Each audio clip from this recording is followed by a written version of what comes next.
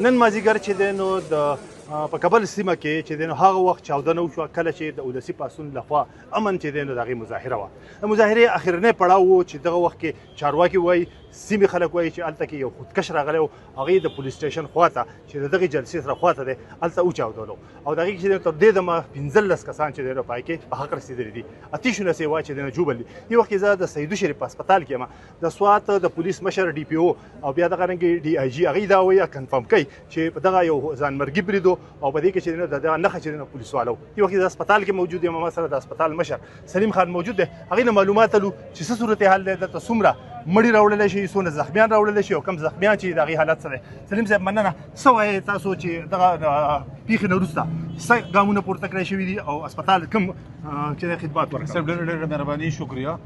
څنګه چې موږ ته په بایوفون اطلاع میلاو شوه د دغه دماکې نو موږ زه په خپله هم رالم زما ډي ایم ایس زما انچارجز زما ټول سرجیکل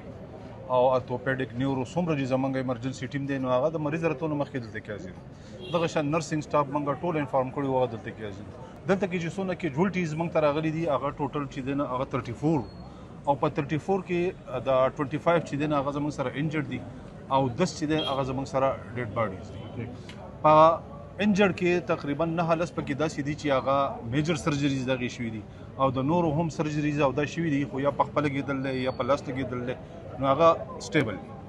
دي کې دا کوم چې زخمیان دي د هغې حالت اوس څنګه دی او کوم چې په حق رسېدلي یا کې پولیس څومره دي او سیویلین ما په اوس په خپله هم روان وغو نو حالت سټیبل دي یو پیشنټ پکې موږ هلته کې آی سی یو ته شفټ کړی دی چې هغه له کریټیکل کنډیشن کې و په وینټ باندې دی نور زموږ سره په ارتوپیډک کې په نیورو کې او په سرجي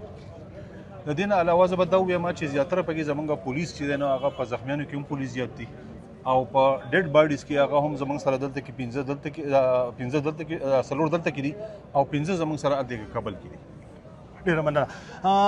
کتونکو ته به دا هم وایم چې کله دغه چاودنه وشوه د هغې نه وروسته دغه سیمه چې دی پولیس وایي مونږ په ولقه کې اخیستې ده او مونږ چې دی د وسلوالو په ضد یا چا چې چاودنه کړې ده د هغې په ضد لټون اپریشن روان دی پولیس هم دا وایي چې د دغې هدف چې پولیسو په دې کې 15 پولیس والا چې دی نو هغوی په حق رسېدلي دي نور چې دی نو کوم